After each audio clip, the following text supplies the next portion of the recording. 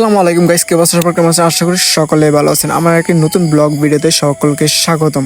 তো আমরা যাইতেছি সুনামগঞ্জ, কারণ আমাদের সকলের বন্ধু ওরফে সজীব আহমেদ সাহেব, তিনি তার লাইফের আর্নিংয়ের টাকা দিয়ে, ঠিক আছে, ভালো করে মনোযোগ দিয়ে শুনবেন, তার আর্নিংয়ের টাকা দিয়ে সে মোবাইল কিনতে যাচ্ছে। সবাই তো বাপের টাকা দিয়ে কিনে, আমিও তো নিজের ঘরের থেকে টাকা কিনেছি, কিন্তু সে নিজে কষ্ট করে আর্নিংয়ের টাকা দিয়ে মোবাইল কিনে দিচ্ছে। সেই জন্য আমরা এই ব্লগটি করলাম। আমরা সুনামগঞ্জ যাচ্ছি কাকনের বন্ধু কাকনের বাসায়, ওইখানে গিয়ে তারকে নিয়ে মার্কেটে যেয়ে তারপরে মোবাইল কিনবো। তো আমাদের সাথে যাচ্ছে আমাদের সকলের পরিচিত একজন মানুষ, আমাদের মদন ওরফে জয়, সাথে আছে সজীব। তো সর্বশেষ আমরা পলাশ বাজার যাই, কাটাখালী বাজার থেকে পলাশ যাই, ওইখান থেকে একটি মোটরসাইকেল নিয়ে আমরা চলে যাই সুনামগঞ্জের উদ্দেশ্যে। আর পুরাটা জার্নি ছিল জাস্ট ওয়াও, কারণ যে ফার্স্ট টাইম কেউ যদি মোবাইল কিনে তাহলে তো বুঝিনি ফিলিংসটা। বাইক কিনা আর মোবাইল কিনা, এদের এই দুইটা জিনিস হলো ছেলেদের একটা ইমোশন, ঠিক আছে। তো আমরা সেই ইমোশনটাকে কাজে লাগিয়ে যাচ্ছি এবার সুদীপের জন্য মোবাইল কিনতে।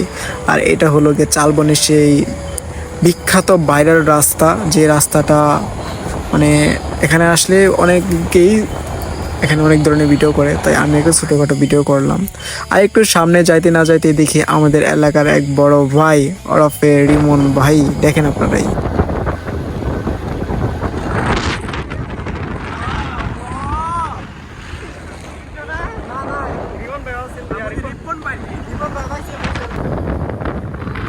আর আরেকটা মজার বিষয় হলো গিয়ে আমাদের বাসা থেকে সুনামগঞ্জ অতি কাছে, আমাদের প্রায় সময় সুনামগঞ্জ যাওয়া হয় বিভিন্ন দরকারের কারণে। কিন্তু আজকে আমরা ব্লগ করে করে যাইতেছি, কারণ হলো আজকে আমাদের বন্ধু সুজীব মোবাইল কিনবে আর্নিংয়ে টাকা দিই। এটা তোমাদের কাছে সাধারণ বিষয় হলো, এটা আমাদের জন্য অনেক কিছু, ঠিক আছে। কারণ নিজে কষ্ট করে এই বয়সে মোবাইল কিনা, কোনো কিছু কিনা, এটা কোনো সাধারণ কথা নয়, ঠিক আছে। তো সেই জন্য আমরা সবাই চলে যাই সুনামগঞ্জের দিকে। তো আস্তে আস্তে যাইতে থাকি মোটরসাইকেল দিয়ে, আর আপনারা রাস্তাটা, তো আমরা আস্তে আস্তে সুনামগঞ্জের দিকে যাইতে থাকি, আর আপনারা রাস্তার ভিউটা দেখেন। আর এখানে একটা সুন্দর একটা জায়গা আছে, যেটা হলো গিয়ে এখানে একটা এতিম মাদ্রাসা আছে, ওই মাদ্রাসাটা, আর হলো গিয়ে এখানে একটা বড় বিল্ডিং বাড়ি আছে, মানে একটা দালান বাড়ি। এই দুটোটা মানে একদম জাস্ট ওয়াও লেভেলের। এখানে আসলে আমার এই দুইটা জিনিস দেখলে খুব ভালো লাগে। এত সুন্দর একটা বাড়ির মালিক যদি আমি হইতাম। আর লালপুরের অবস্থা দেখেন, এই লালপুর ফ্লাওয়ার লেগে একটা সময় টিকিট পাওয়া যেত না, এসে মানুষের ভিড়ের লাগে। আর এখন এখানে পানি এসে সব কিছু ডুব বেড়েছে, সব কিছু পানির তলে। এটাকে বলে সময়ের সাধন। আজকে তোমার সময়, কালকে আমার সময়। তো আজকে পানির সময়, আর শীতের সিজন এলে ফুলের সময়। এখানে মানুষের হাউ কাউয়ের জন্য কিছুই করা যায় না। আর আমরা শেষমেশ চলে আসলাম সুনামগঞ্জ ব্রিজে। আর এখান থেকে আমরা চলে যাব ইনডাইরেক্টলি কাকনের সাথে দেখা করতে।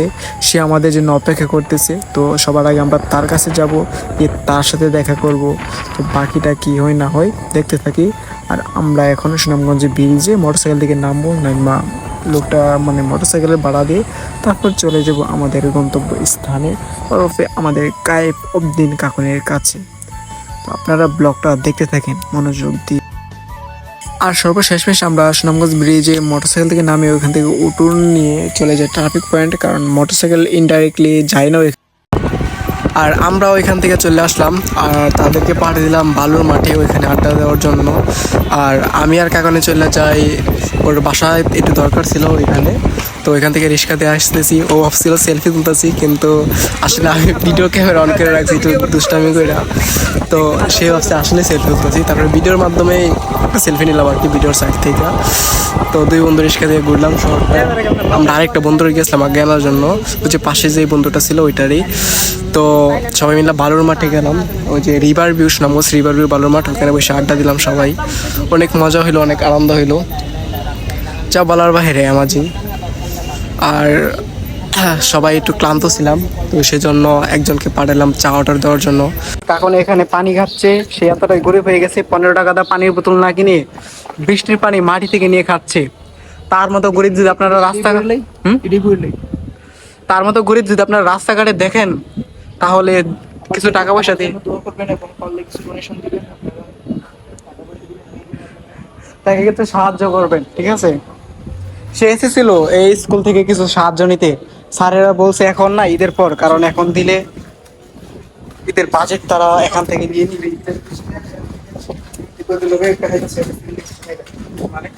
মানে আমার লোকের কি অপশন পাইতেছে। আর সর্বশেষমেশ আমরা মোবাইল কিনে এখন বাসার দিকে রওনা দিচ্ছি, কারণ বাকি ব্লগটা আমরা করতে পারি নাই, কারণ মানুষের সামনে ক্যামেরা ব্যবহার করতে কীরকম গিল্টি ফিল হয়, একটু লজ্জা লজ্জার ভাব লাগে, সেই জন্য আমরা বাকি ব্লগটা করতে পারি নাই। তো এখন আমরা বাসার দিকে যাচ্ছি।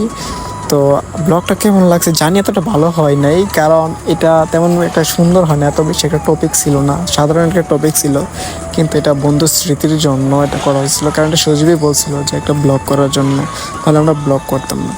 তো আপনারা ভালো থাকবেন, সুস্থ থাকবেন, আর ব্লগটা কেমন লেগেছে অবশ্যই জানাবেন। তো আল্লাহ হাফেজ।